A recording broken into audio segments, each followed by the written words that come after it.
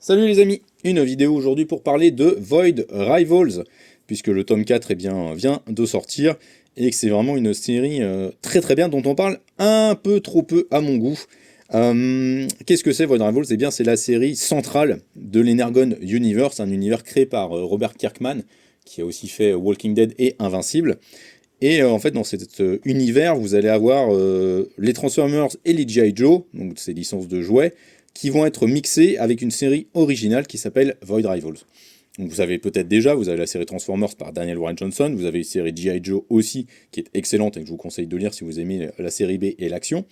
Et donc vous avez au centre de tout ça, eh bien, Void Rivals, qui exploite, qui est vraiment quelque chose d'original. Et donc le tome 4 est disponible comme pour chaque tome avec une couverture classique et la couverture variante ici avec des Transformers comme à chaque variante de Void Rivals.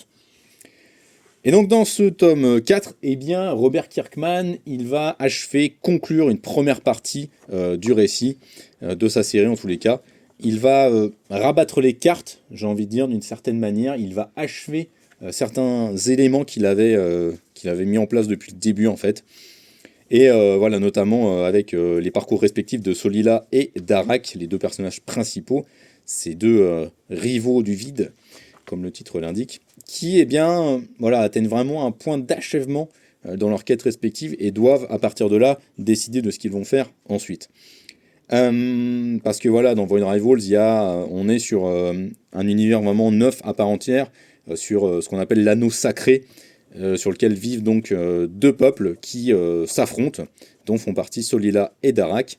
Et ces deux peuples voilà, se font la guerre autour de l'énergie Énergon et autour d'un concept qui s'appelle l'unité. Ils veulent à tout prix empêcher l'unité, puisque donc l'union des deux peuples, puisque si cela devait arriver, une entité maléfique surgirait du néant qui est au milieu de leur planète, l'anneau sacré. J'essaie de vous trouver une planche de l'anneau sacré, mais je n'y arrive pas et j'ai pas envie de vous spoiler non plus. Donc c'est pas facile, vous voyez. Euh, et donc voilà, c'est toujours excellent. Ah, voilà, ça c'est le vide. Hop, ah voilà, c'est ça. Voilà. Donc ça c'est l'anneau sacré, ça c'est le vide qui est au milieu.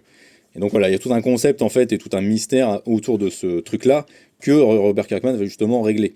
Et bon, il le fait avec l'art et la manière, parce que si vous aimez finalement Invincible, Walking Dead, Firepower, toutes les séries que Robert Kirkman écrit, en fait vous aimerez, vous en avez lu une, vous aimerez l'autre en fait, parce que Robert Kirkman a souvent la même méthode d'écriture, les mêmes façons de développer les choses, et pourtant il arrive toujours à trouver des nouveaux concepts, des choses toujours originales pour remettre en perspective ces éléments-là. Et c'est toujours en fait passionnant à suivre. Voilà, il développe toujours de manière exponentielle ses univers en nous faisant apparaître des nouveaux personnages à chaque fois. Enfin voilà, c'est bluffant, c'est dingo, c'est hyper revigorant, c'est hyper imaginatif tout le temps.